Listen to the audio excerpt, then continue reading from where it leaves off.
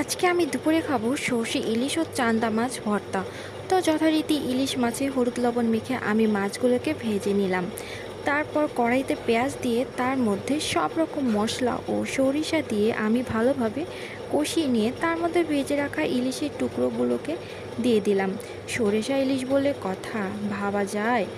আরেকটা প্যানে আমি চান্দা ভর্তার জন্য রসুন পেঁয়াজ ভেজে নিচ্ছি। আর এরই মধ্যে দেখতে দেখতে আমার সরিষা ইলিশটাও রান্না করা শেষ। ভর্তার জন্য রসুন পেঁয়াজ ও ভাজা হয়ে গেলে আমি চান্দা মাছগুলোকে ভেজে নিয়েছি, আর সেগুলোকে আমি এখন শিলপাটায় বেটে নিচ্ছি। আর এই তো আমার ভর্তা করা শেষ। দারুণ লাগছে কিন্তু দেখতে।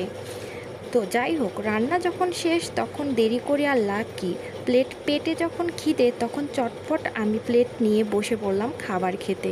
তো আজকের ভিডিওটা এই পর্যন্ত, সবাই ভালো থাকবেন। আল্লাহ হাফেজ।